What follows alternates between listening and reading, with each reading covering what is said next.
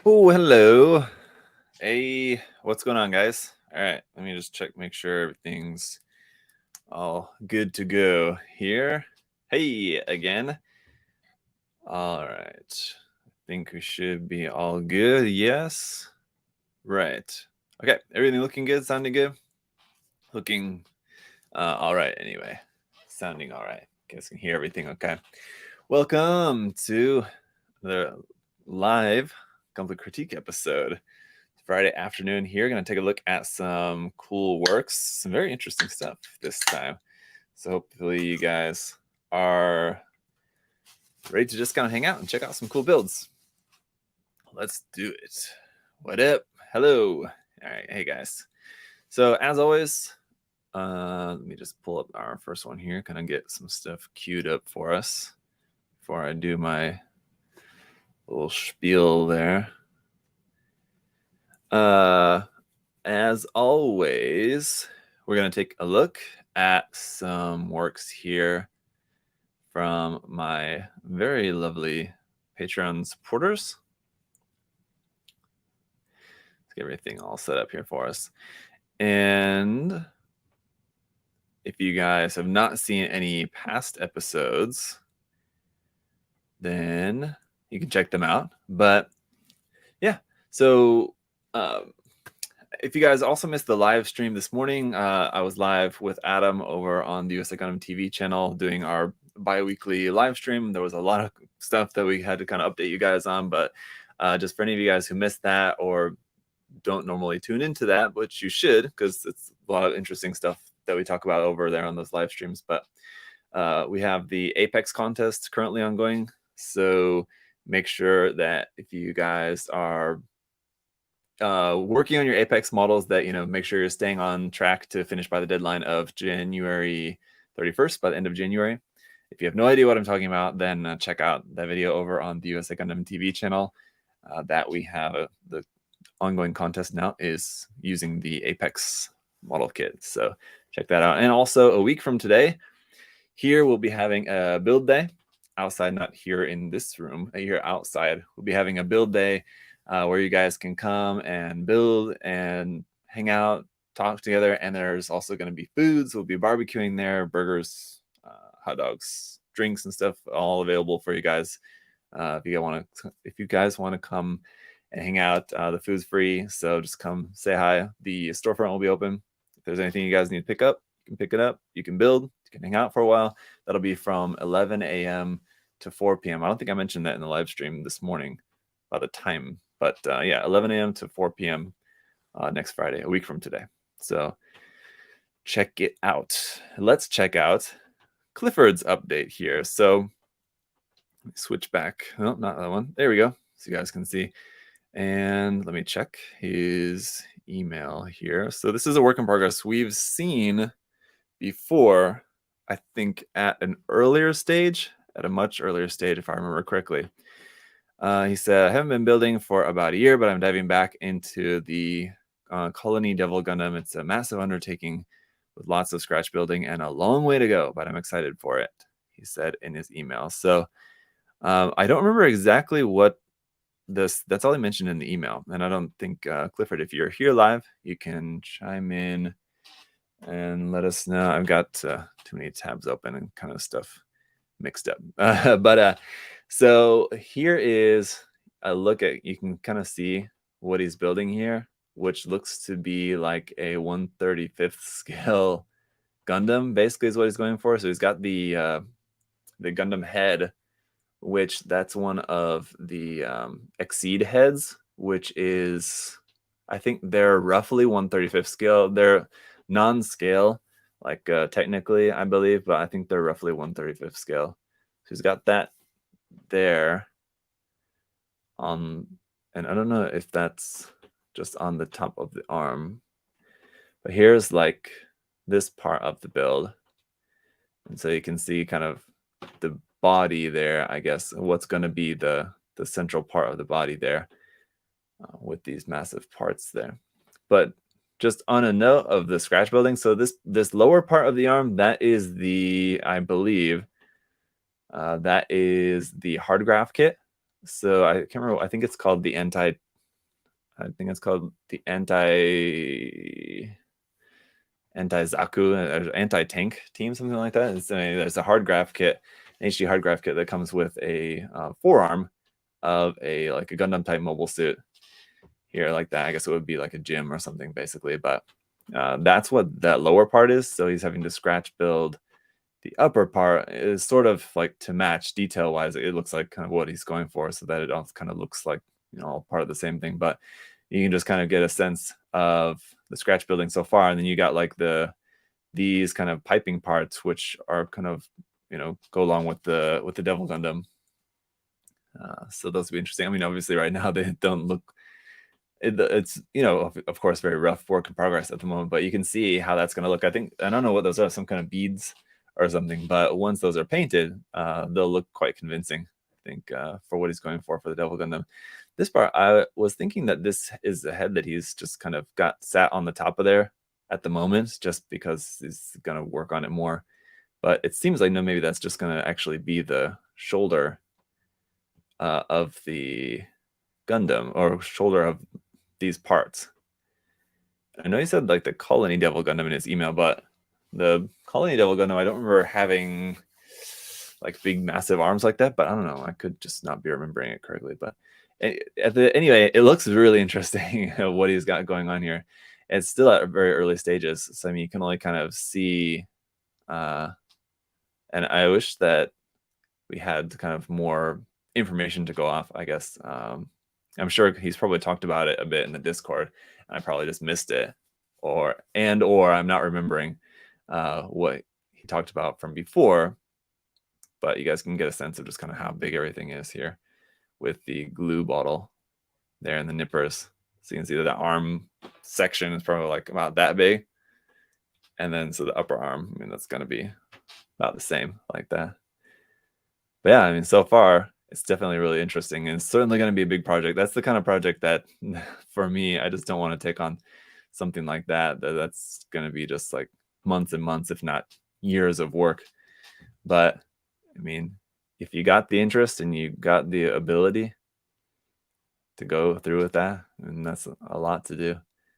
But it's certainly looking really interesting so far. So I'm definitely anxious to see where this is going to be going. But just like all the detail and everything on there so far looks really nice. Looks really interesting. Yeah, it's just going to look really cool once everything's all done. That's a lot of sanding, and it's all that polyester putty is just making me sad on the inside. Just seeing all the sanding that's going to be required for that. But I mean, you could get yourself one of these electric sander. I was actually using I very rarely ever use this, but I was using this the other day just because there was a part that is seam unremovable, and it's like kind of in a detail part that I just couldn't reach any other way except for using this, like the pointy end of this electric sander. So yeah, something like that would be quite helpful with sanding all that putty on there. But you guys seen that at some con in Spain there was a ship from Gundam Unicorn? I'm not sure I've seen that exact one, but I've seen something like that. I've seen people build different, like very large ships, and definitely have seen ones from Gundam Unicorn. But anyway, this is some pictures of what Clifford is working on. Yeah, it looks really interesting. So I'm anxious to see some more about that later on. Let's just go ahead and move on to the next one here. Let's go Daniel next, of which I think I probably need to do a little bit of reorganizing because the pictures from Daniel got a little mixed up. So let me just do this here real quick for us, just so that we can see everything properly. So we're going to take this one, this one, this one, this one. He sent photos for 2 different builds, and I put all of them into the same folder because they're all from the same person, but of different builds. So bear with me just a moment here. We've taken a look at some of Daniel's, at least one of Daniel's works in the past. And as you'll see, if you've watched past episodes, you'll recognize the style. let's take a look at this one here first. Get this open for you guys. Let me just also put that up there. All right. GTA, see ya. Okay, present. Here we are. Okay.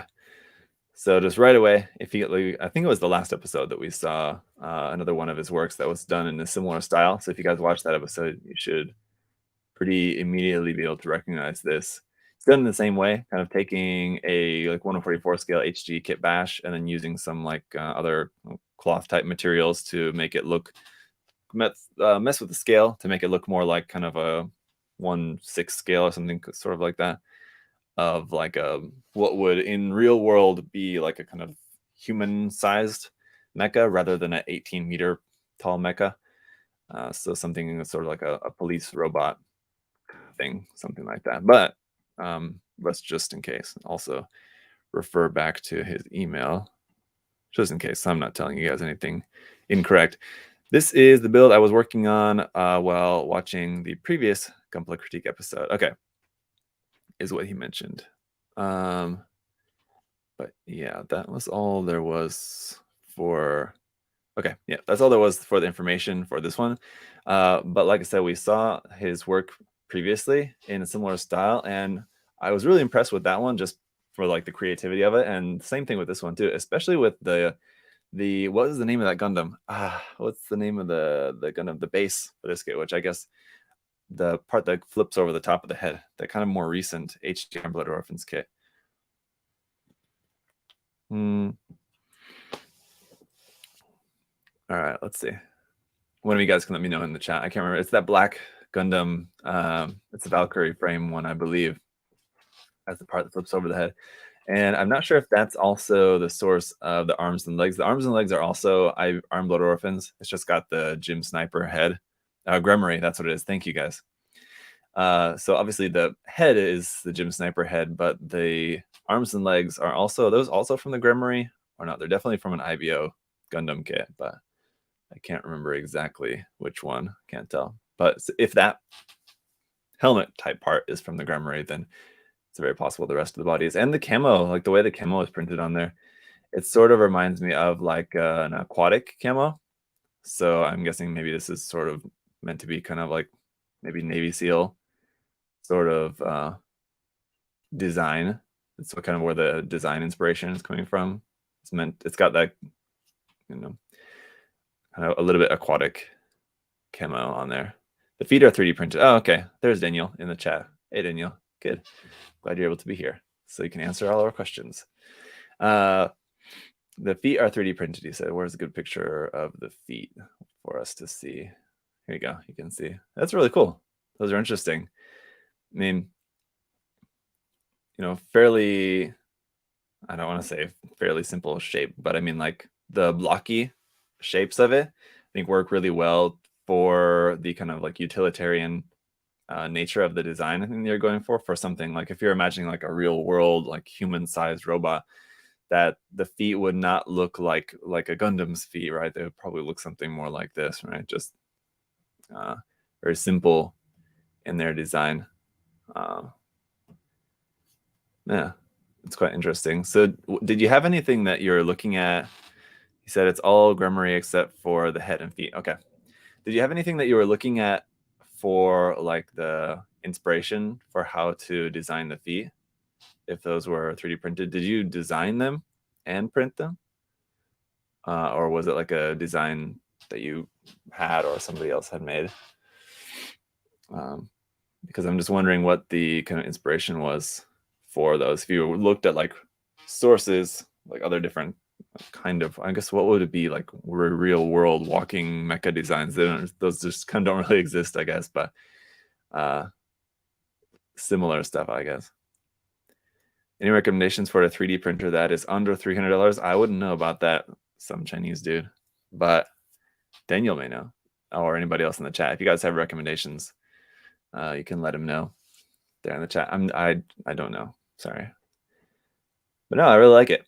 Yeah, it works really well. Normally, I think I mentioned this in the last episode too.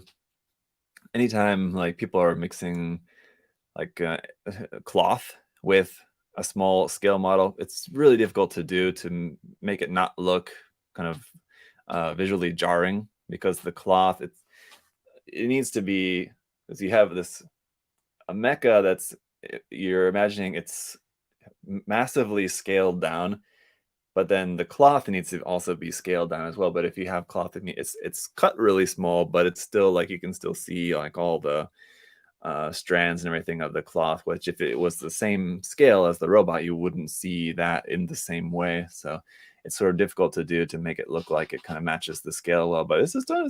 It's quite nice. Yeah, it's done quite well.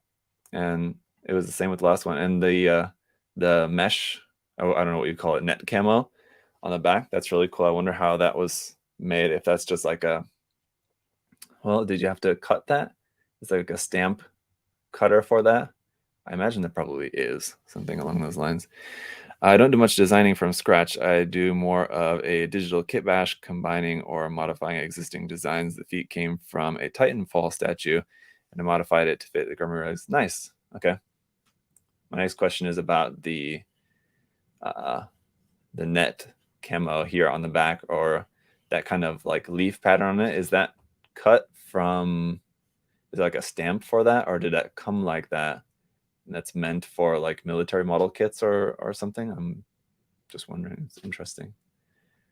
I could almost see that as being something entirely different. Like it's just a made as just like a ribbon for some decorative thing, but you know, just the color and the style of it happened to just it worked out that it matched kind of the style of what you were making here with this kit. I made it with a combo of cheesecloth and cut strips from an AK Interactive camo netting. Cheesecloth, what's the, I don't even know what a cheesecloth is. Should I know what that is? Cheesecloth. Oh, it's a table runner? What is this? This is just showing me like actual food. I don't think that's actually made of food, but oh, so so it's just like a net. Oh, okay, I got it. So like that's what the net, actual like net part is from. Okay. Then the strips and cut strips from an AK Interactive camo netting. Okay, so the strips, what I was talking about, the kind of ribbon parts, are from a camo, like from something that's made as to be like a scale military camo. Okay, I got it. It's made for scale models of like real world camo. Got it. Yeah, cheesecloth, that threw me off there. Because I'm like, what's a cheesecloth? Okay. You gotta remember, I'm American, and our knowledge of cheese is, you know, it's not on the level of, I don't know, maybe Danielle, I don't remember where you're from. But yeah, if you're from Europe, that makes sense that you would have a better knowledge of like cheese related things, like proper cheese, compared to us here in Americans, where we just eat just mostly processed crap cheese. Yeah, in Korea too, it was unfortunately the same way. You could get like nice cheese there, but it was real expensive. Oh, Daniel's from Ohio. Okay, well, if you're from Midwest too, I don't know, maybe I'm just uncultured, but it's really cool. Daniel, I like it a lot. And I mean, aside from just the whole kind of aesthetic, I do really like that camo, and the camo painted on there, it just suits the design of it really nicely. So that's cool. Is that all done by hand, or did you do some kind of like masking with that? You had like something kind of like stretched over the parts, like a lot of people for doing like marble style painting, they'll like stretch out cotton over a part and like spray it. Did you do something like that, or is that just kind of done by hand? I'm curious. But that looks really nice. I like it. The only thing that looks probably like unrealistic, I mean, aside from, I mean, it's not realistic. Robots like this don't exist in real life, but I think like for the aesthetic that you're going for, of it looking like kind of a real world mecha, I can't imagine that like the hoses, like the hoses would be like bright red. I think as a model kit, it's visually interesting. It's more interesting like that, to have those nice red accents. I like it for a model kit. Thinking of it realistically, I mean, I would imagine those would be like just black or something, you know. But I mean, they do look good on it as a model. I think it's really cool. Believe it or not, I also use the same cheesecloth to help with the paint job. Yeah, okay, that makes sense. Totally. Especially up on the top of the head. That definitely, I mean, I can see how you just kind of stretch that cheesecloth, kind of that net over the top of that, and then spray your secondary color, and that's how you get that. But the camo looks a little bit different for these parts down here. Maybe you just use the cloth in a little bit different way to make it look not as like precise as it looks up on the top here. But that's also kind of cool how there's the camo is not the same over the entire kit, how it's a little bit different here and there. It's pretty cool. But no, it makes for a really nice effect. Yeah, it's sort of similar to using cotton stretched over the part, like I mentioned before. All right, he also sent another bill. Let's take a look also at his Gelgoog. Interesting note on the Gelgoog. I think the Gelgoog is becoming like one of my favorite mobile suits. I've always kind of liked the Gelgoog. I guess like really early on, I didn't really like it all that much necessarily, and then it's kind of grown on me a lot, and it's just like continually been growing on me as far as like a mobile suit that I just really love. It's just such a really cool design. So here you go. Let me put this on the screen for you guys. So we have some work in progress and some finished photos here of his Gelgoog Jaeger. And let me just go back to the email here. Excuse me. So this is a custom Gelgoog Jaeger. I love the design of the Gelgoog Jaeger, but the HGC version is quite dated and doesn't have the best articulation. So I modified the arms, shield, shoulders, waist, hip joints, and knees to increase articulation. I also added some battle damage. I used a foam cutter to produce the beam damage melting effects. So we'll see that. And then there's another email. Just to make sure I didn't get... Oh, okay. There's no more information. So here's what the finished product looks like. But let's go back and look at the work in progress photos. So here you can see some of the work in progress. It looks like one of the things that was also done in the modification, aside from improving the modifications meant to improve the articulation, it also extended some of the proportions. It altered some of the proportions a bit. Like, for example, the head, I can tell, is sticking up off the torso. I think a little bit more. So the neck joint's a little bit different. The waist joint, it looks like, is kind of jacked up a little bit. I mean, as in like extended up a little bit, and definitely here at the hips as well. I know he mentioned that he modified the hips. So you got some more articulation there. Separation of that. The arms, which are now basically, those would be Gyaradoga arms, right? Is that correct? I believe so. And let's see. Gyaradoga arms. And the knees modified so that there's now also a separation of the knee armor. I don't remember the base kit, but I would imagine the original kit did not have any separation of the knee armor. So yeah, it looks like he cut that part, which was the original knee armor, cut that so that can move, and then also added that part there on the end. Okay. And modified the shield connection here. So that's a new connection part for that again. So you can see here's the finished product. So this is finished pre-damage, and then after the damage is added as well. So that's pretty cool to see, like, the finished kit before it's damaged, because a lot of people would just damage the kit before doing the painting, paint it, and then you kind of highlight the damage. So it's interesting to see it done in a little bit different way, where you, I mean, the nice thing is you can take pictures of your kit as like a fully completed kit, undamaged, and then take pictures of it damaged as well. It's a pretty cool idea.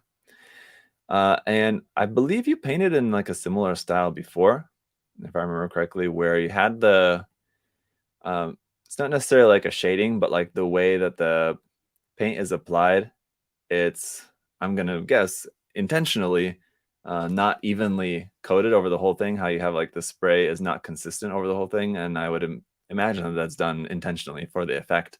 It kind of gives it a little bit of like a weathered effect by doing it that way. So even though, I mean, I think at this point it's basically just panel lined. There's not like any weathering done on it, but it sort of looks, it gives the appearance of like looking weathered just by how the paint is applied on there. But I mean, this is, I'd imagine, I mean, you can still see like that's still a work in progress. Is that a decal? No, I was looking at the picture before trying to see if this part is a decal or like a scratch in the paint or something. When it zoomed out, it was harder to tell if that was just scratched. These decals are like those mirror ones from like an RG kit, it looks like. Let's see how those look on like the finish now, like with the, it's interesting. I'm not sure.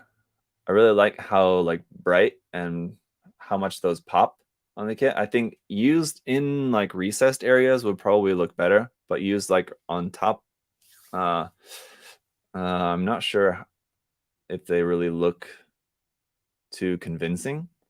I mean, I think what those kind of stickers would be good for would be like for simulating lights.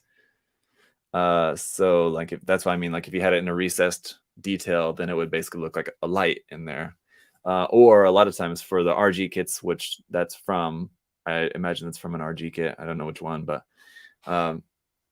those would be on parts of the frame. So it's just to highlight details in the frame. But where it's just like stuck on the top of a part, it's not necessarily highlighting a detail. It's just kind of stuck on there. It's just, because it's just stuck on there, it's just going to look like it's just stuck on there. So I don't think that those really fit the design here on the shield there. And there's a few others around on the kit. You can see like some of these here. So they look like raised bits, like it's supposed to be like a raised detail or something, but there's not actually a detail there, like these. So otherwise, I do think that the weathering does look really nice. A lot of times, like melting weathering is difficult to do because again, it's the same thing like with the stickers.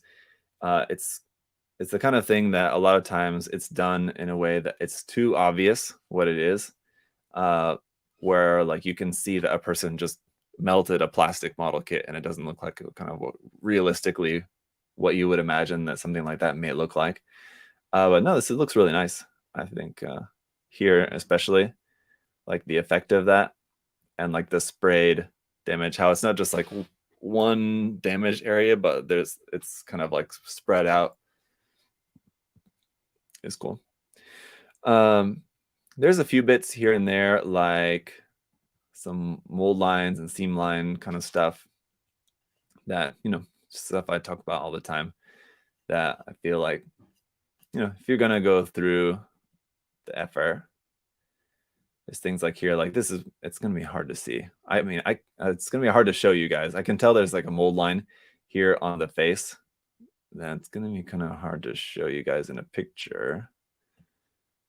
Let's see, you can see it here quite clearly.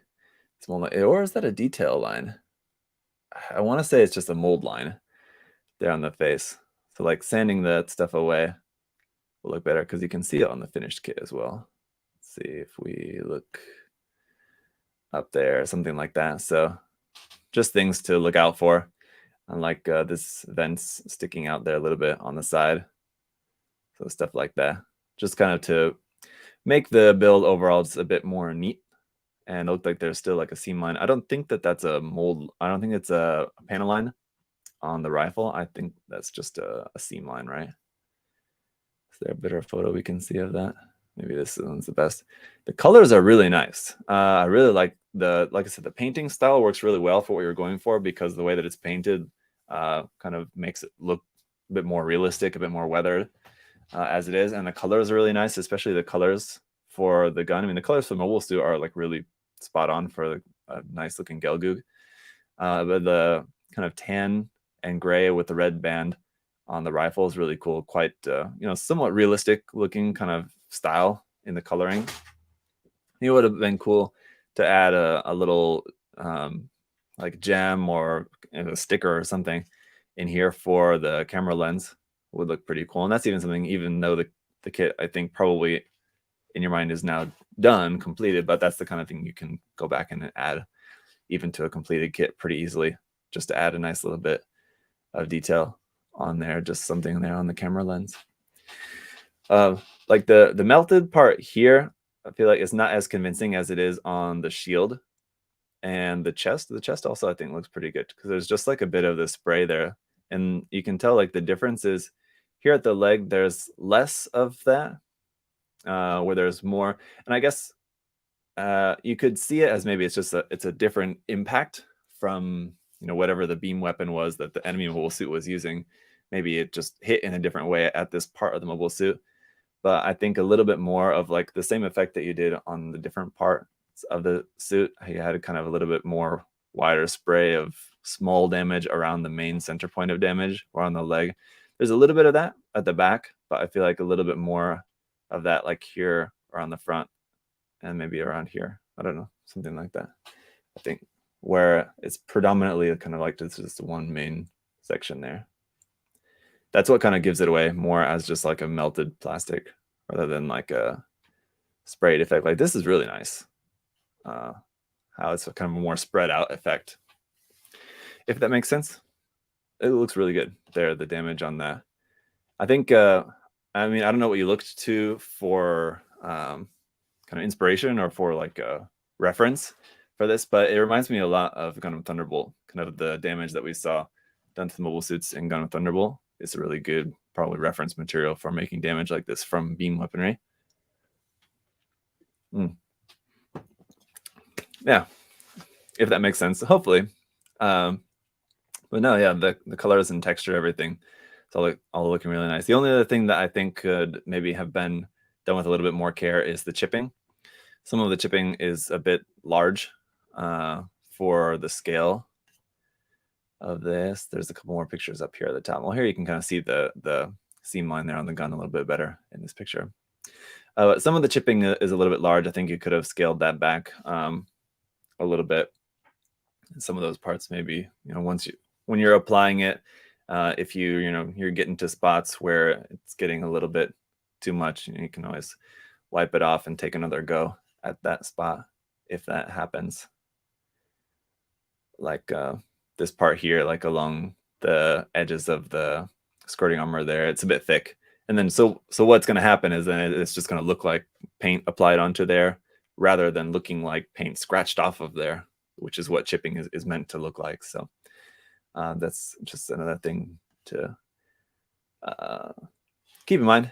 That's difficult to do, especially in 1/44 scale. The smaller you go in the scale, the more difficult it is to create realistic chipping because you have to make it really small to make it look realistic. And I know this is meant to look like it's been through, you know, some serious damage, but if you wanted to do like chipping of that size, then I think then if that's the case, then what you need to do is add more variation in there using multiple different colors, and then try to make the edges not quite so defined. Kind of add a bit more like kind of like dry brushing around there. So something to think about for future builds. But no, I do like the different markings and stuff placed around on there. I just don't think that the metallic stickers are really doing too much for the design. I think just sticking with just kind of the normal markings, I think was a good bet for that. You don't really necessarily need the metallic spots on there. No, really cool. Very nice. I like it a lot. Very cool. Okay. Thank you, Daniel. Thank you for the submissions. Very interesting stuff. Again, let's take a look at Juju's up next.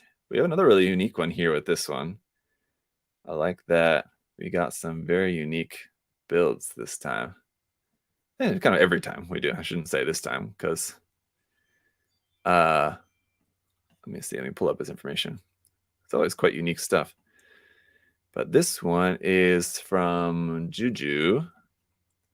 Let me put it up on the screen for you guys. And it's an HG Roe, which is a kit that you don't see people working on too often. Not one of the more popular ones from Iron Blood Orphans. It's a cool, interesting design. There are certain aspects of the design that I like, and certain aspects I don't. I mean, for me personally, talking about like the mobile suit design, the kit design.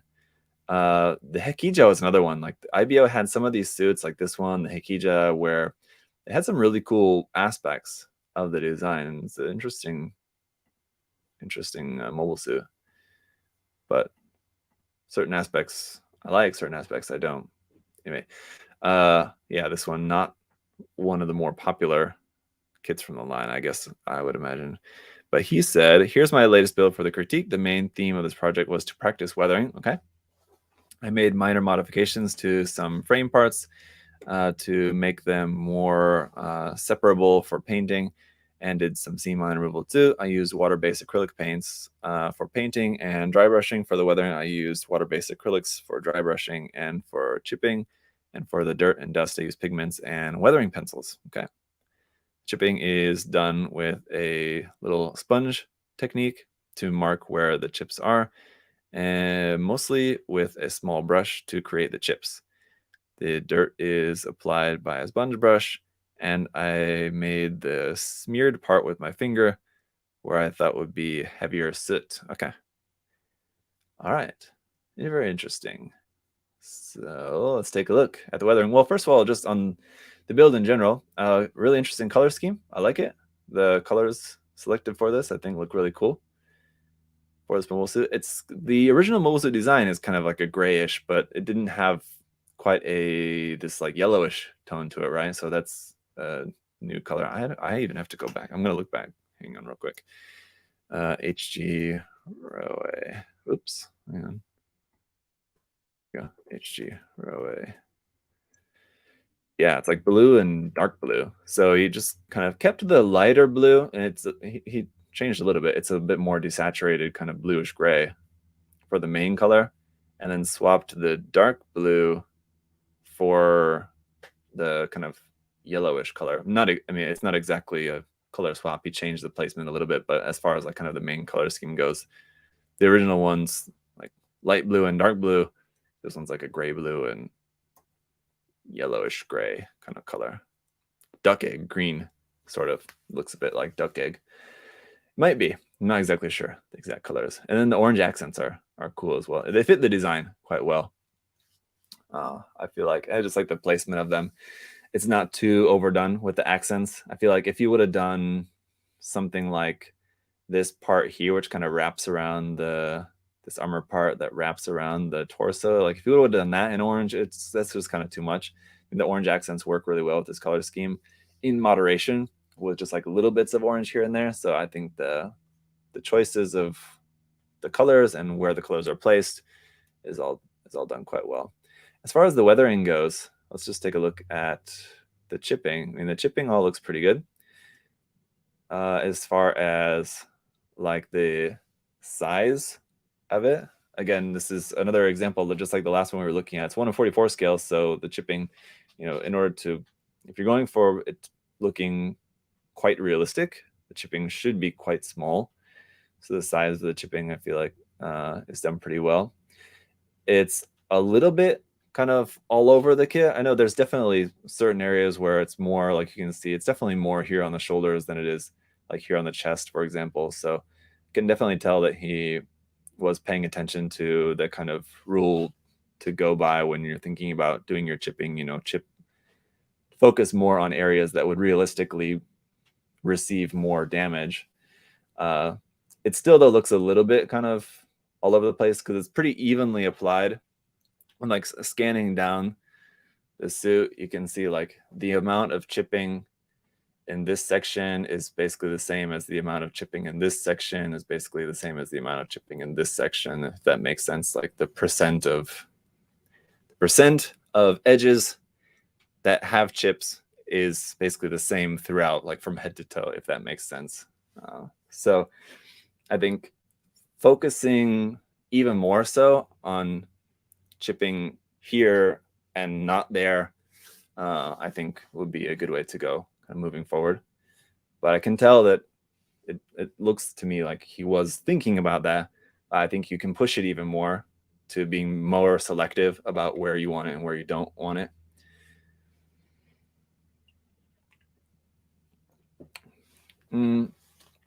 And I'm trying to see, okay, here's a good example. I was looking for like a picture where we could kind of see where the pigment's smudged.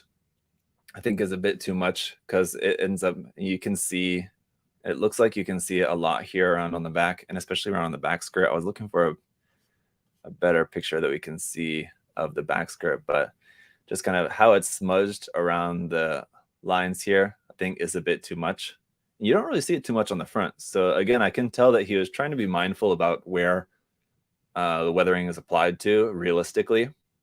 It's like on the back is where the thrusters are that are, propelling the mobile suit, and that's where you would get kind of more of this kind of like dust, kind of afterburner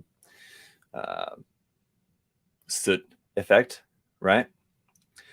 But it does still look a bit smudged. So I don't know whether it's a matter of,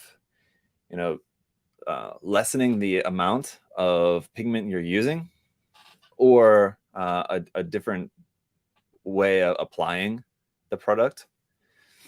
Let's see. He said those are dust pigments done with the brush. The back smudge is done with the finger. Yeah. Okay. Right. Oh, and anyway, Juju's here in the chat. I didn't notice that until now. Sorry. But here he said it was very hard to decide on the color scheme. Made around 15 color variants. Yeah. Talking about going back to the color scheme and the pale gray and grimy gray. Okay. But yeah. So I think it doesn't necessarily look like it's, the problem is with the amount of that used. It's just that you can kind of tell that it's smeared on there. So it doesn't look like the amount that's on there, the pigment that's on there doesn't look like it's on there in a way that is natural, if that makes sense. So I think like having some like applied, and it looks like kind of smeared here around the edge of, which is basically just like a panel line. It doesn't really make much sense. I think like having some more of that here, like you have this red vent right there. So like having some more like just around there, and especially like going down onto this yellow part where that like warning label is, having some more of that soot pigment kind of dragged out the back behind this vent, I think kind of would make some more sense, I feel like.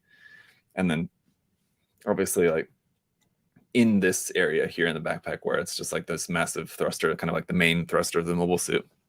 So I think it's not necessarily a problem of the amount, because it's not like you just like caked a bunch of pigment on there, but because it's spread, it kind of draws your eye to it, because looking at the kit from the front, you don't really have much of that. So there's not like points of that are like immediately obvious. Like it looks, it kind of, you can see a little bit, I guess, maybe like here in the shoulder, but looking at this at the back, my eye is kind of like immediately drawn to that part, not only just because the focus of this photograph, but because it sticks out as, something that's unrealistic, where taking a look at this section over here, it looks, realistic, at least realistic to how I expect a 1/44 scale mecha model to look. So I hope that makes sense. This also looks like maybe you did some scribing on here too, on this part. Some scribing, which looks a little bit rough, a little bit wiggly, but scribing is another thing, just kind of takes lots of practice especially to get your lines nice and crisp. I see Chris is there in the chat. Chris is a good person to ask about that, better than me. I'm not good at scribing panel lines, that's for sure. But let's see. Well done on hand painting those little details then. Yeah. That's some great foresight. Oh, you're just talking about the hand painting. Yeah. Just hand painting those bits. That's certainly what I would have done. So good to know that that's what you did here. What did he say? So the vents are painted with a brush. Yeah, cat mask. So I mean, stuff like this, like these little bits, that's a pretty easy mask. But anything that can be done without having to mask, and that can just be done by hand, I'm all for it.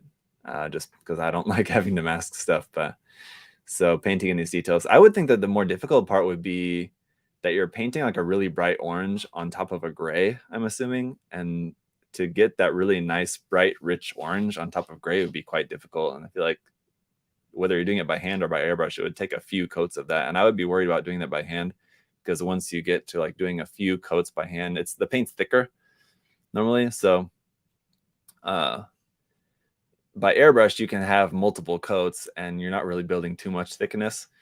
But by hand, you're going to build that thickness up faster. And then you kind of run into issues that you could be, getting a, inconsistent finish by adding too many layers of paint by hand. But not that I can notice. So I think it looks all right. Yeah. Well, overall, I think it's a good, like you mentioned, you wanted to just practice some weathering on it. So I think it's a good step in weathering practice. And there's things that are done well, and there's things that you can work on. That's kind of what it's all about. You got to practice things in order to get better at them. You're not just going to go from not being good at weathering to then immediately doing your weathering perfectly. You make an attempt like this and you get a lot of things right. And there's other things that you can work on some more on the next one that you learn from. So very cool. The oranges were done with brush too. Yeah. It comes out more even if you use the same technique. Yes. All right. Thank you, Juju. A really cool build. Yeah. And like I said, it's cool to see let me see. It's cool to see a mobile suit that we don't see very often. So let me go ahead and grab these here for Sam's. We'll take a look at Sam's builds next here. Open this in preview. I got a couple things. 2 different ones, it looks like. Stepping stones, exactly, Chris. All right. We'll take a look at this one here first. Let me refer back to his email. He just said, sorry for the bad quality photos. I like doing kit bashes of Gunpla that don't exist. I really look forward to advice given. Okay, so this one is Gunpla. And then the other one we're going to look at actually is, well, there's some other different stuff, including some Gunpla and at least one photo of a 5-star stories kit. That'll be interesting. Okay.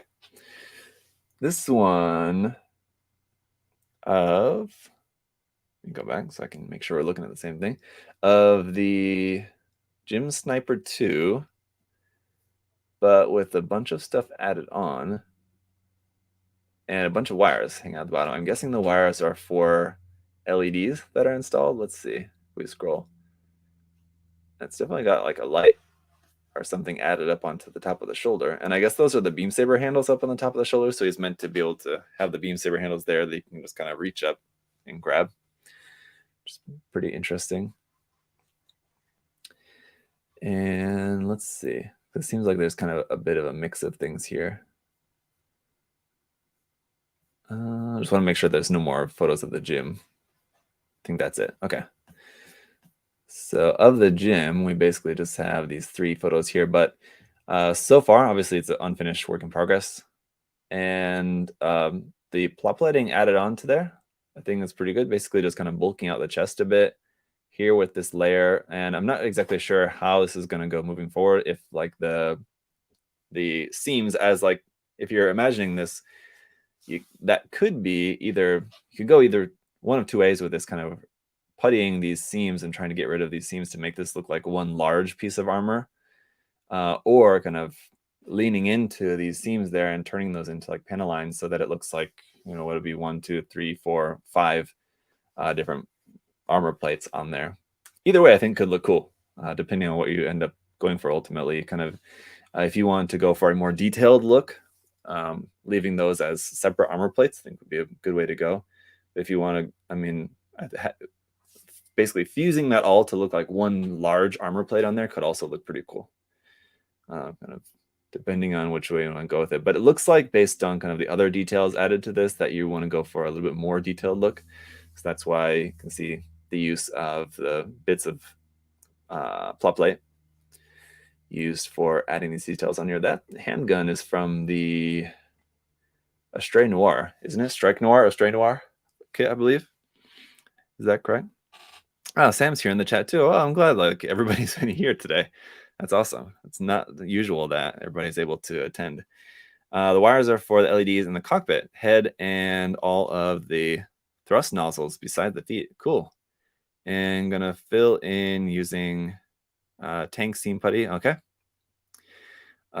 Technique, slight layered armor with welding look. Okay, so make it look like it's separate pieces and then just kind of welded together. So kind of a in between the two different options that I was saying. So making it look like it's like you can tell that it's separate armor pieces, but it's not going to make them so well defined to make them look like they're like welded together to look like kind of one large piece. So it's going for. The shoulder mounts are using the Victory shoulder, and yes, from the Strike Noir. Victory shoulder. This white part there in the front? Is that from the Victory Gundam shoulder?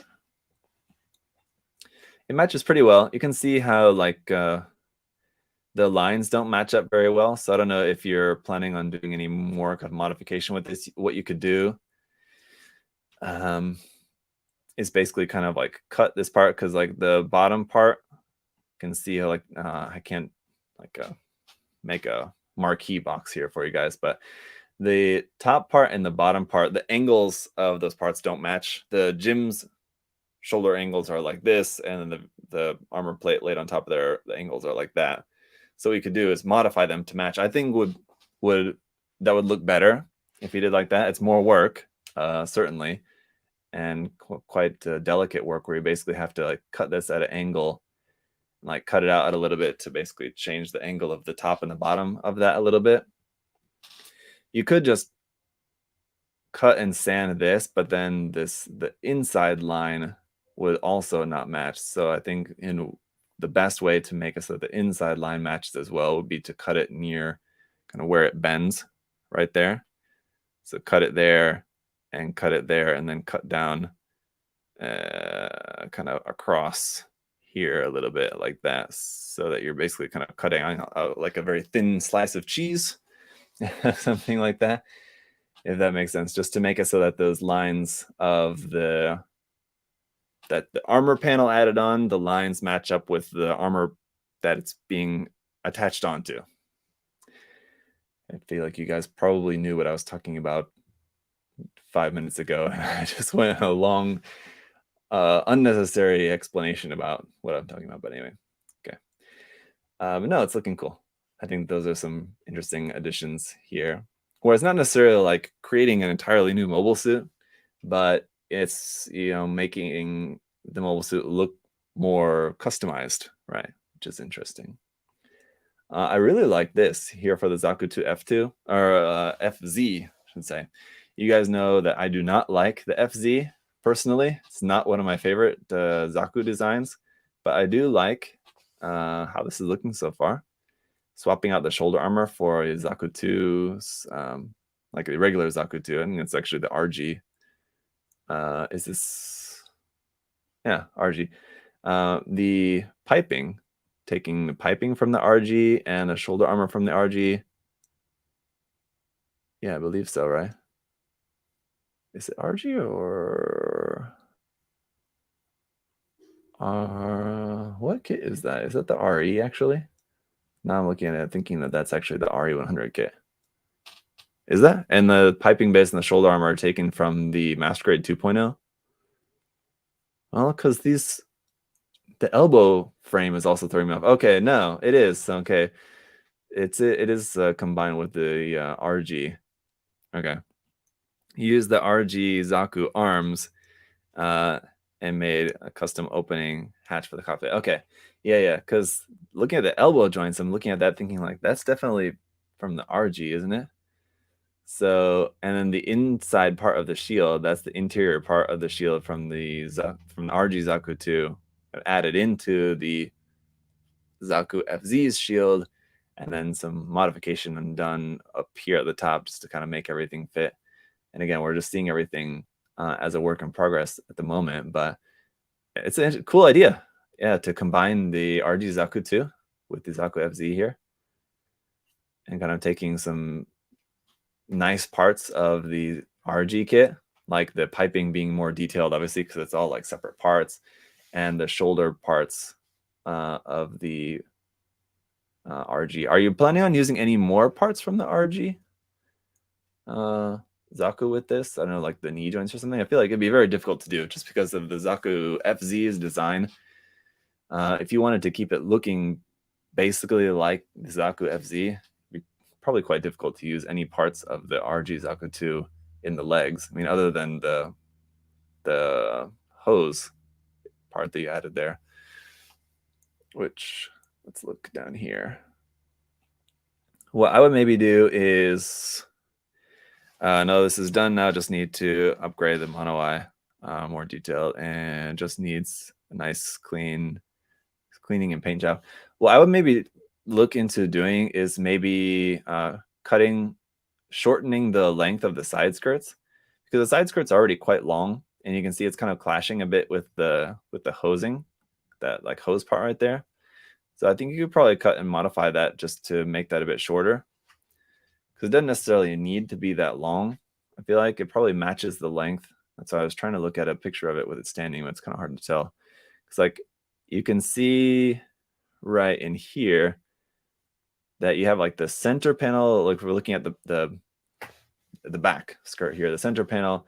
The next one goes up a little bit higher, and so then the middle one, which would be the side skirt, I think could then even go up a little bit higher. So the skirt kind of wraps around like that. You get what I'm saying?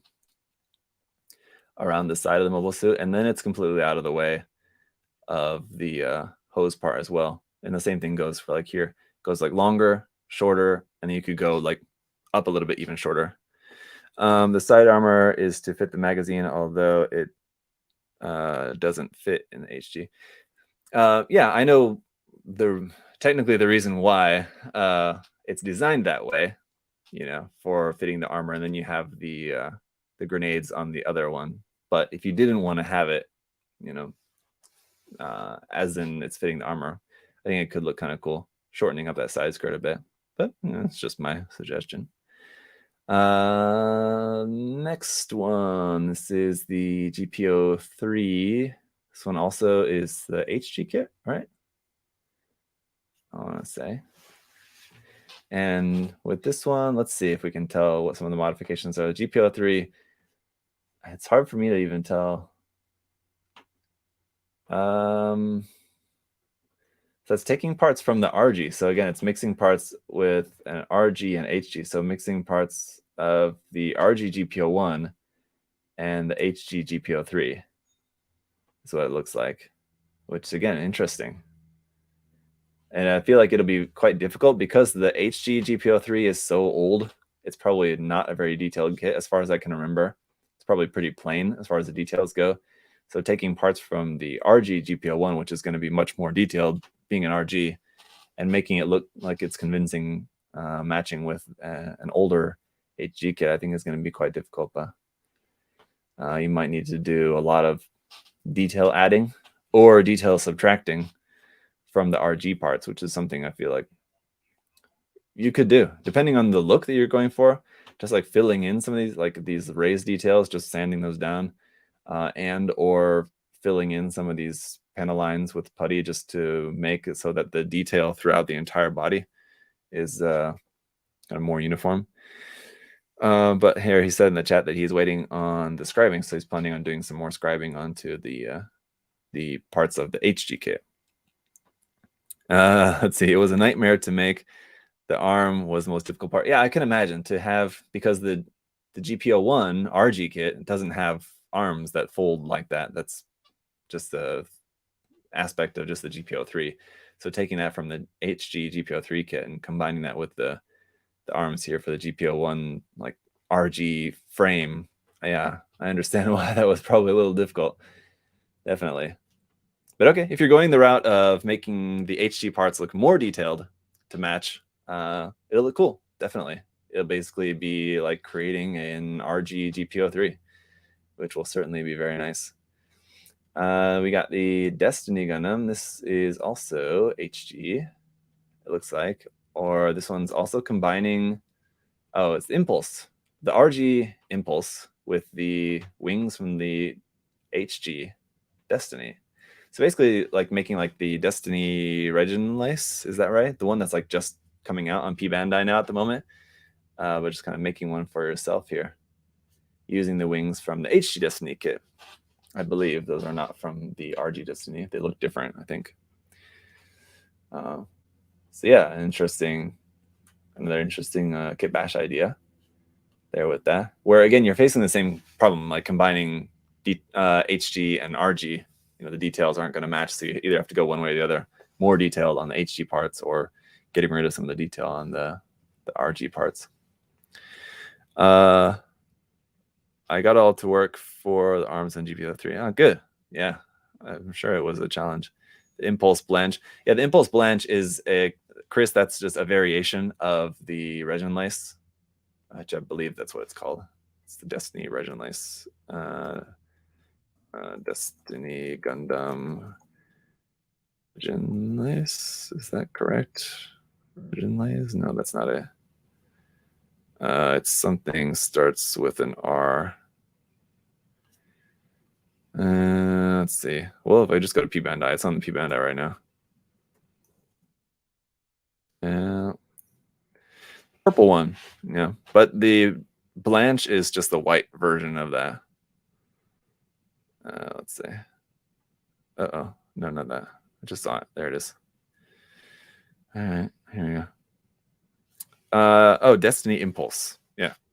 Well, I was thinking it's something else. There's another version of that. This has something that starts with an R.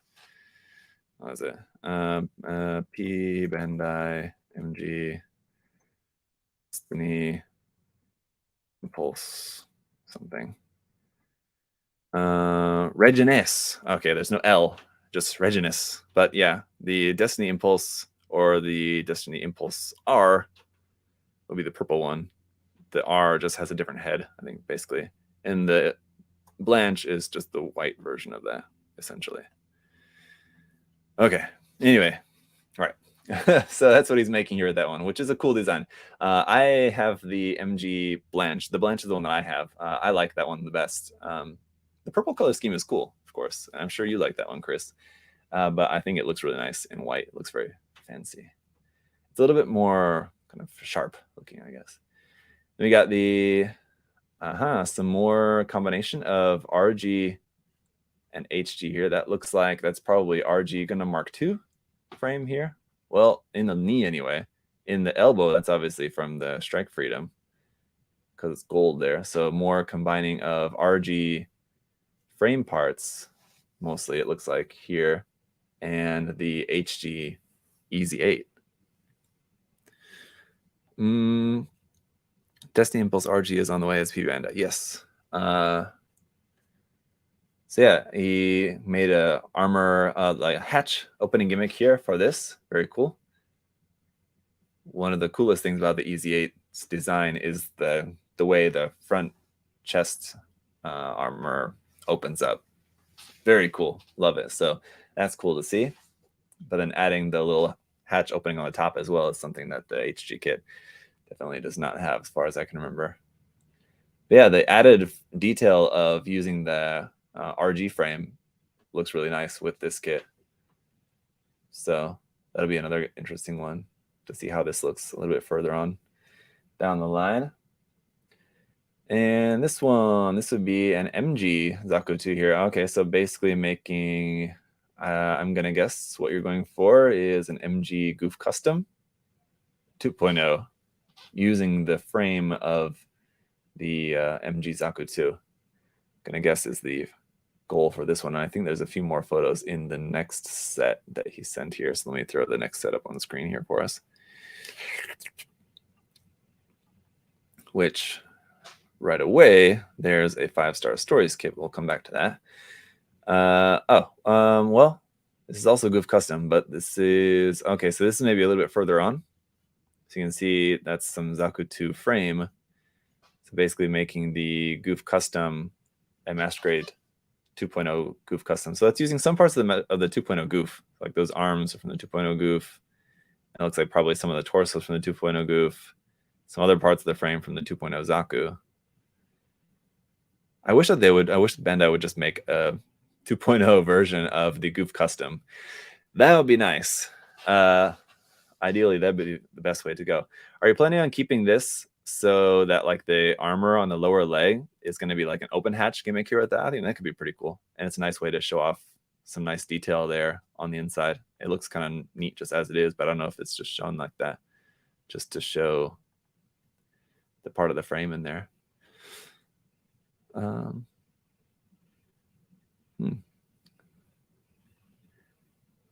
Yeah, and you can, if you guys are wondering like what's with the tape, if you're looking at this thinking like why is there a bunch of tape on everything, I would assume that and you know that's just because he's got parts that are not from the frame. So those armor parts are from a different kit from what that frame is. So they're not compatible.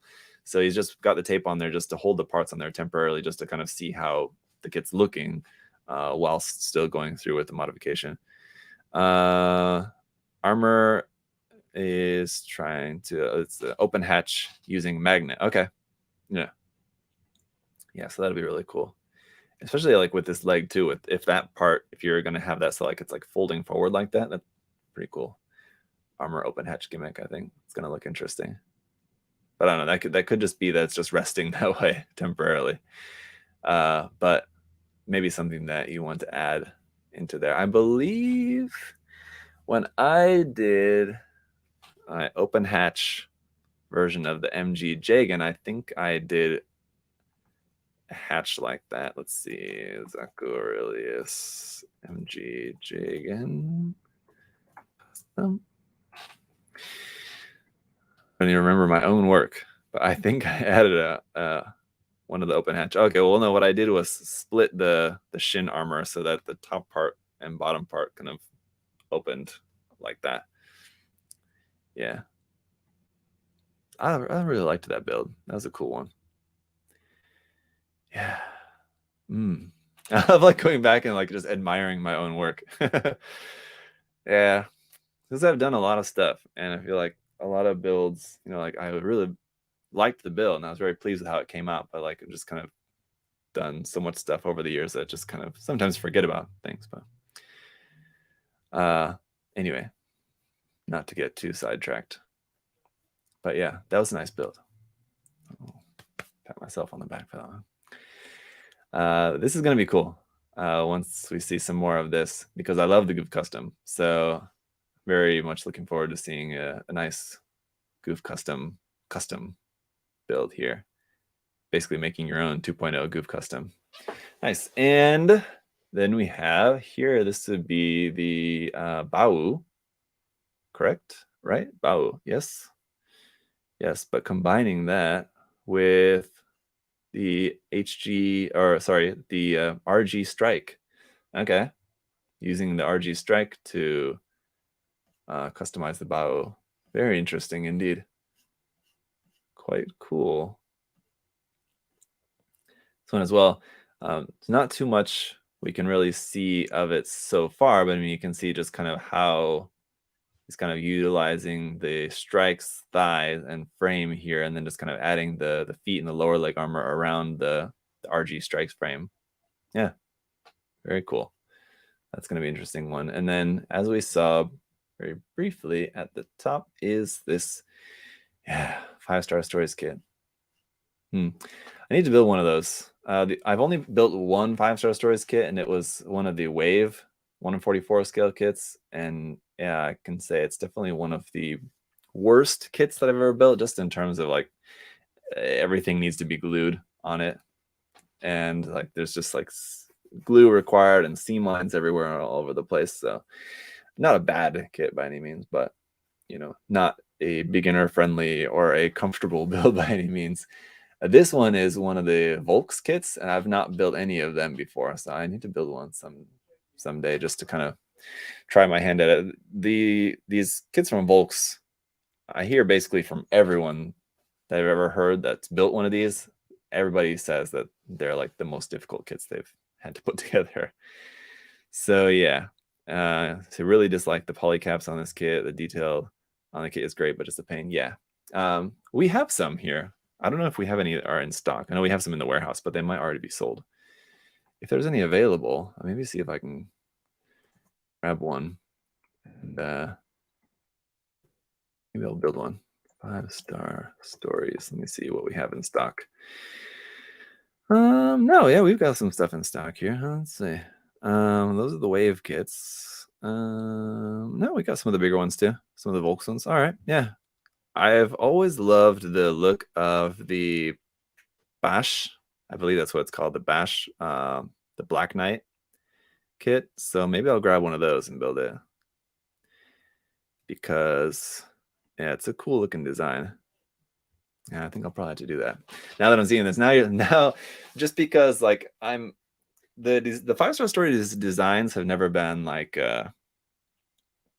they never really like quite appealed to me a whole lot, but I'm just interested in them. Number one, just because they just all the detail in them looks really cool.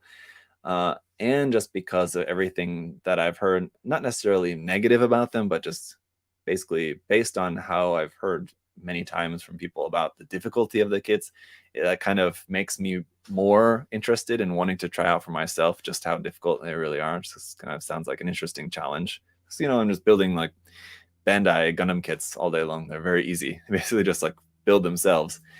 It doesn't really necessarily take any skill involved. And that's one of the things I've talked about before as to why I love building the Machining Krieger kits, because they take a lot more kind of brain power, to put everything together and everything. It's a little bit more skill involved. So something like this I think would be a fun little challenge. Or I may end up hating it. We'll see. I should try it though.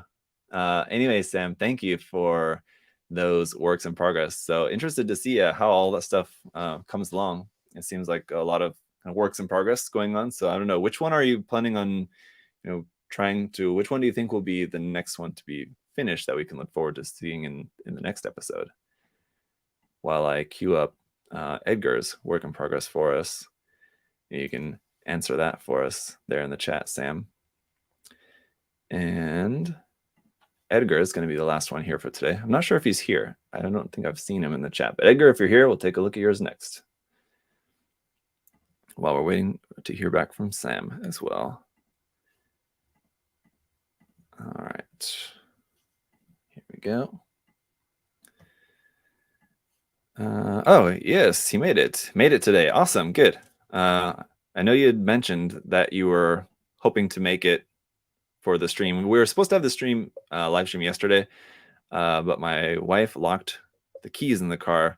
I had to go pick up my daughter from school, so had to postpone until today. So I didn't know if you were going to be able to make it today, Edgar, but so that's good.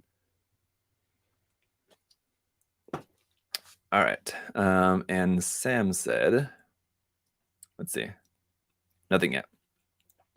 There he is. Yes. Wow, that heavy arms looks nice. Oh, he just said, I think I'm not going to have any completed soon due to weather. Okay. The chat was kind of a little bit behind here. I wish I could paint, but I plan on using all lacquer paint, so I have to wait until spring. Okay, understandable. But anyway, looking forward to seeing progress on those anyway. Thanks for putting me last. I am in AK, so it's a big time difference. AK is in Alaska? I don't know what the time difference there is. I think it's, 4 hours? Maybe? Okay, let's get to looking at this. And there's some information here in the email. There's 2 different builds, and it looks like the photos are a bit mixed, unfortunately. Sorry about that. So we'll kind of focus on one and then the other. But he said this one for the MG heavy arms, which is what we're going to be taking a look at here first. It's a kit that I built last year, but it would be nice to get some feedback on it. For the most part, the build was just a new paint job with some minor modifications on the weapons. The scratch built Ifrit inspired heat saber, which you guys can see here. Yeah, definitely looks like the Ifrit's heat saber. I can see that. Added a targeting visor from some scrap parts that you guys can see there. That's on the face. There's more close-up images of that we'll see in just a second. Transparent orange is from a piece of runner that I sanded down. I figured that before I read the email. Accidentally broke the original antenna piece, so this was my idea as a replacement. Okay, let's just like take a look at that here real quick. So the antenna piece is that piece there. You can see the gold one on this side. So I guess what he said is that he broke that side. So rather than fixing that or trying to replace that or something, he opted for making this kind of visor, or I guess what did he call it? Targeting visor. There you go. I think that was a nice choice. Rather than just fixing it, making it back to what it was originally, just using the kind of opportunity as like a happy accident, right? As we call them, and making something, taking the opportunity to make it more unique rather than just trying to make it back to what it was supposed to be, right? So it worked out really well. I think it wouldn't have been necessarily very easy to do, but making that clear orange part a little bit thinner, I think would have looked more realistic, because now, I mean, when I saw that, I kind of was immediately able to recognize it as, just a piece of clear runner, basically just kind of based on the thickness of it. Just kind of, that would be the most logical thing to do. If you needed a small clear part, just use a piece of clear runner. It would be definitely the easiest way to go about doing that. I thought there was a work in progress photo in here. Yeah, nope, not that one. Here we are. Yeah, right. So you can see it. So it's this larger piece right here, but then the way he painted it was that he left the part clear and then just painted over this section of that clear part. But anyway, cutting this down so that the part that you're going to leave clear orange would be a bit more thin, and you're working with like a really, really tiny part. But I think that would have been nice. I'm not saying that it looks bad how it is, because it's a cool effect, and like I said, it's great that you took advantage of a unfortunate accident and made it into something more unique, which is cool. And obviously, well, let me just finish reading through here. But the other difference, obviously, is going to be the color scheme difference, making it into the Mark II color scheme. Let's see, he said also added working piston in the shield using nails and some magnets. Sort of thought of it as an extreme melee weapon. Yeah, the shield is very cool. Let's see. So it's the heavy arm shield, but he made it so that it's working. Let's see. Where can we see an example photo? Again, sorry that the photos are mixed up, guys. There was one. Here we go. Yes. Oh, yeah. So the nails. Okay, you can really see their nails in there. Interesting that you didn't put them in the reverse way, so that like the head of the nail is here and that the spike was at the end, seeing as how like that's the melee end of it, right? So I would have thought that you would have put it the other way around, so that the spikes are sticking out the front. But yeah, very nice creative use of the nail there and separation of that. So that in the original kit, that's not separated, right? So you had to basically cut that apart, the shield. Yeah, just looking at that, I don't think that the original kit came like that. So you had to cut it in a way that, sort of looked pretty convincing without breaking the illusion of the shield. It looks like there's not much, or it's not very noticeable, like panel lining on here. So that separation that you made for the cut apart, I mean, it looks a bit rough. I feel like you could have like some darker panel lining, like this line right next to there. If you scribe that out a bit more, and then just like filled in all your panel lining with like a black panel line marker, then the cut line wouldn't be all that noticeable. Again, it's not something that like, I don't think it looks bad that you can see that separation line, but it would have blended nicer with the overall shield if it was less noticeable. And I feel like all you really needed to do to make it less noticeable is just scribe out this line maybe a little bit, fill that in with panel liner, fill all the rest of the details in with the black panel line, so that this black line just kind of blends in with all the rest of the other black lines on the shield, if that makes sense. I don't think it's like that on the finished kit, is it? Yeah. See, it looks like there's not any panel lining done on this. But it looks like there's some panel lining down here on the legs, just not on the shield. Is that right? You can correct me if I'm wrong, Edgar, but that's how it appears.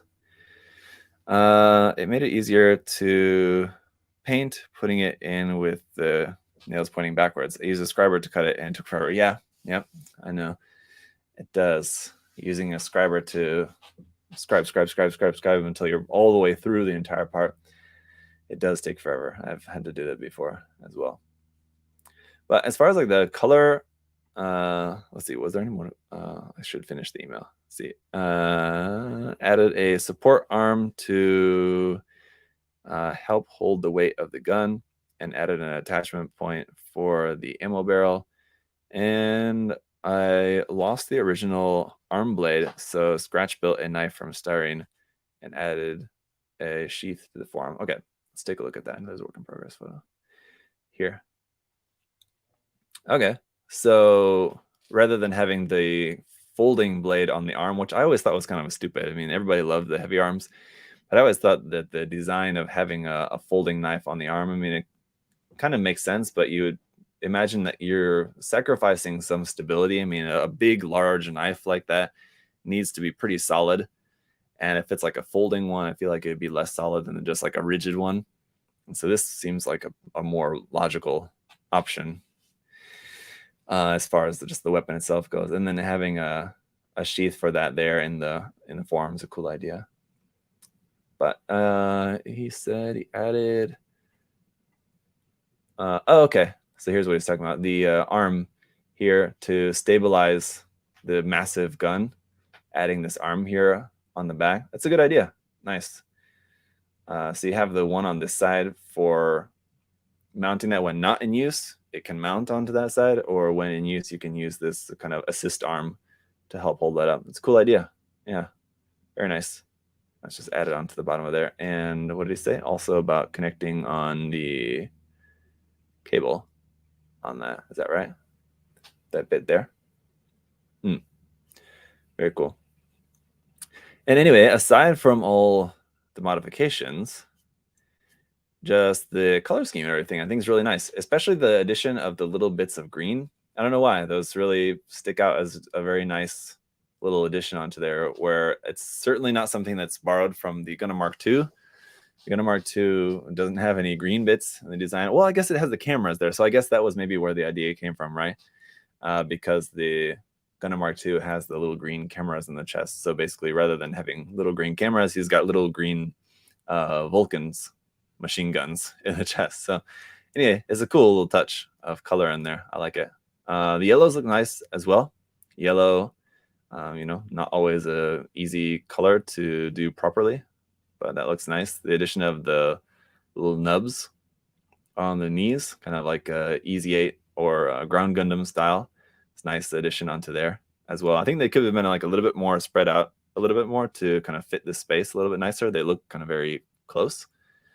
But yeah, not in a bad way. I think it could have looked if they were a bit more spread out or flipped upside down. I'm trying to think if they would look better like 2 and 1 rather than 1 and 2. If you kind of took the triangle and inverted it. Anyway, I'm not sure, but it's a cool addition onto there as well. I relocated the ammo drum to the gun itself. Oh, okay. Let's see. We can see that in this photo here. Okay. All right. Yeah. Cool. Yeah. Mm-hmm. So rather than the ammo drum being on the back, it's just right here on the side of the gun. Very nice. So you're with that added weight on there, yeah, especially you're going to need that support arm for that. It's definitely going to make it heavier. And nice job scratch building your own Ifrit style sword there as well. It's also quite cool. So nice customization there on all the weapons and everything. On the mobile suit, yeah, that color scheme works really nicely on that. It's very cool. I like it. And we also have work in progress here on the Jesta. Let's see. There was some information in the email about this as well here. He said modifications so far, extended the torso. You can see that. Swap the feet for Jesta feet. Oh yeah, okay, right. The whole lower half of the leg, Jesta legs, right. as well as the shield and the hands. Obviously, you can tell. It's a nice thing about a work in progress photo like this. You can tell where the different parts are from quite easily. Kit bashed the Justa rifle with the Kotobukiya rifle that looks like an M4. That would be that section right there. And added shoulder missile pods from a Kotobukiya MSG set up there. That would be from that set that's like originally from the Griffin, right? But they're usually much longer, so you just cut them to like half a length and then just had just the two little ones, I believe. And added a working shield arm using joint parts and styrene tube. I think it has 9 points of articulation. Yeah, so that's this shield arm. So the HG kit, if you guys have ever built the HG Justa, that arm, and even on the MG, like the arm for that, it doesn't move that much. On the HG, it's like fixed. It's like almost fixed pose. It has like 1 point of articulation, maybe. Anyway, adding a much more articulated arm for that is cool. How come you didn't use like a arm like what you use with the heavy arms, like one of these, like a square one like this, one of these type parts, and opted for just the round parts instead? Just curious, considering that this design is kind of very angular, blocky, kind of all over the place. I thought that just kind of like a square arm would maybe fit the design of this a bit more, but maybe you had a different reason in mind for why you wanted to use like round type tube parts instead of rectangular parts. Missile pods, I like that they're fairly small and not like too overpowering. A lot of people, when they add missile pods, it'll be like these gigantic missile pods. It just seem like way too large. So these are kind of nice. It's almost kind of like anti-personnel or like not aircraft. I don't know what we call it. Kind of missiles that are just like small, like little scatter ones that just are meant to like intercept enemy, like larger missiles, that kind of thing. Don't exactly know what those are called. That's not my forte. Let's see. It's from the set with a big shield. There are 2 missile pods that stack together. Set with a big shield and 2 missile pods. What set would that be? I'm not sure. If it's not from this set with this shield, not that one, because that one doesn't come with it. Defense missiles, is that what it is? Okay. Anyway, what's the set that I'm thinking of? MSG defense missiles. That's okay. That's not coming up with what I want. Anyway, that's fine. The parts were too thick. Oh, okay. So the rectangular parts for the articulated arm were too thick, maybe you say. Wait, I'm thinking of the wrong set. It is the one with the 4 arms on a backpack. It's let's see, we'll do this. Arms and it's not this one, right? Let me present something different here. It's not this one, right? It's from the Griffin originally, but you can get these where it's just these missile pods as just a separate set. Isn't it? Maybe not. Because these are not, the ends are not perfectly square. You can see there's like a bit of an angle there. And that one's not. So anyway, doesn't matter. Sorry. Unit 42 folding arm. Okay. Anyway, go back here. Okay. But no, and the combination of the rifle parts, I think, looks pretty cool. Using some of like those Kotobukiya MSG parts, some of like the really detailed, modern, realistic looking weapons parts don't really match with a lot of just like HG Gundam kits, especially just because the amount of detail, like the realistic nature of them just doesn't match. But for like a Justa, in this case, it's a Jagan Justa, kit bash, but the Jagan's rifle is very similar to that already. So swapping out those parts for, similarly detailed parts, it doesn't look too awkward or anything. So I think that looks pretty good.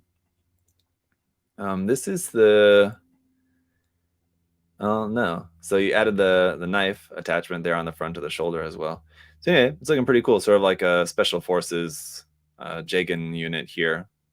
Or I don't know if you're still planning on calling it a Jagan, since it's kind of not half Jesta, but sort of like half Jesta, half Jagan. I don't know if you had a different name or something in mind for it, but whichever might be, kind of more Special Forces looking Jim anyway, grunt suit, I guess, technically sort of like the Echoes Jagan, right, which I guess is what the part is from already anyway, right? I'm thinking of calling it a Jagan operator. Okay. The Jesta's rifle is modeled after the Scar. Yes. So there you go. Yeah, no, I think it's looking cool. And then you got the pistol on there as well. The added part there for the knee is going to be a nice detail. So I think the overall silhouette of how like everything's shaping up is looking pretty cool. I like it. Let's see. Any other plans for doing like any sort of like detail added to it, like a pen aligning or like detail scribing, anything like that, or planning on keeping it sort of how it is, like relatively minimal on like the fine details? I think can be perfectly fine, especially when you're working with HG kits. A lot of people, they think they have to add more details with it, but I don't know. Sometimes less is more. I think if you're going for, depending on what you're going for, just keeping it less detailed is probably fine. But he said probably add more scribing. All right, fair enough. So yeah, this one as well. Looking forward to seeing how this looks once it's, obviously it's still working on, making some refinements. Oh, and there was another video he included. The video, I don't know if this is gonna play. No, it just, sorry I didn't download the video, but the beam sabers on the one side and then the pistol on this side are attached to be a magnet, which he showed in a video that he sent, but I just pulled it from the email and it just came as a JPEG, not as a video file. Sorry guys, but it was cool. The video just showing the accessories just snapping onto there with the magnet. So nice use of the magnets there for those side skirt accessories here and there. So very cool. Also want to add a double joint in the elbow so it can better hold the rifle. Okay. Yeah, that'll be difficult because of the way that the Jagan's arms are. Unless you swapped the arm entirely for like just an arm from a completely different kit, it'd be quite difficult to make a double joint in that arm just because how those parts are designed. I mean, like it's basically designed as just a single joint, and to try to like shoehorn a double joint into there, I think would be quite the challenge, unless you wanted to make it like one of those joints that we've seen in like a couple of more modern kits have done that, where the forearm actually kind of slides down the frame a little bit in order to kind of reveal, I guess, sort of like the second joint in the elbow. Whereas like normally when the arm is just held in like a somewhat straight position, it looks like just a single joint, but then when you bend it, you can like pull the armor down a little bit off the joint so that the joint is freed up to get that second bend there. That would probably be what you would have to do, I guess, to add a second joint to this elbow without changing the design too much. Otherwise, just swapping this elbow joint out for just a double joint would make the elbow joint very long, and I feel like that would just make it look kind of awkward. He says on his Instagram. So let me pull that up. Edgar, what's your Instagram handle? I'll show everyone, and we can check that out. Let's see.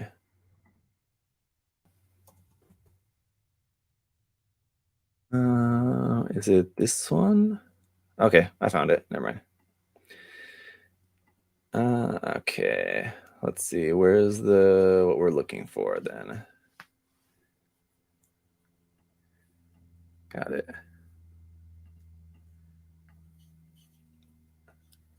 Gungar. Yep.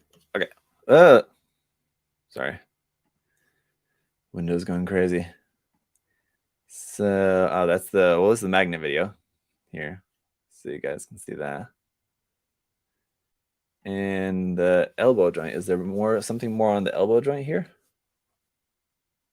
I don't want to show like everyone your personal photos. I mean, it's on Instagram, but if you don't want that to be shown.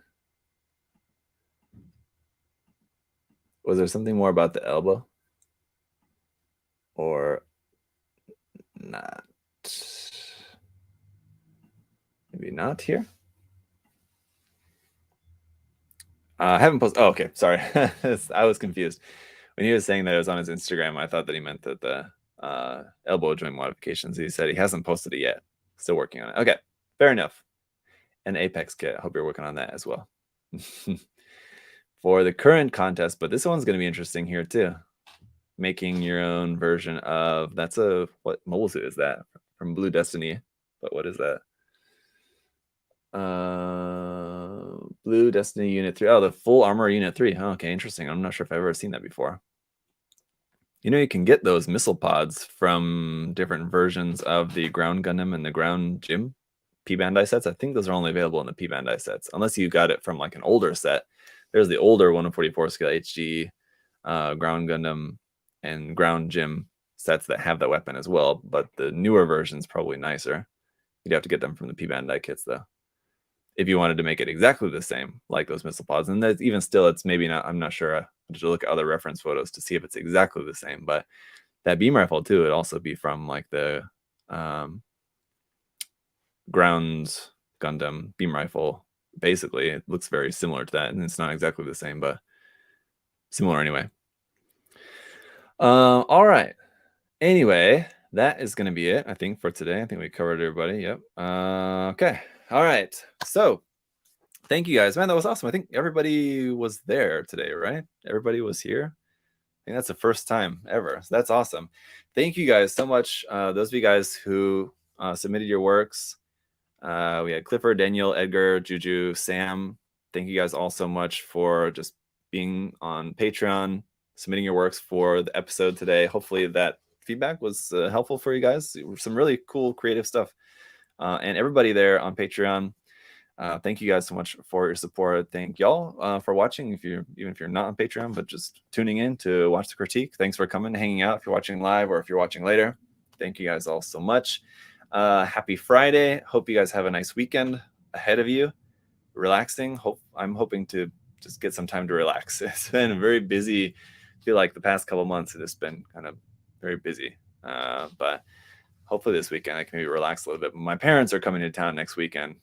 Next week, middle of the week, not even weekend. Anyway, next week my parents are coming, so I probably need to get some house cleaning and preparations and stuff done for that. So probably won't be a very relaxing weekend for me ultimately. But anyway, thank you guys again. Until next time, hope y'all have a great weekend. And yeah, we have the Apex contest ongoing, and then the build day here a week from today.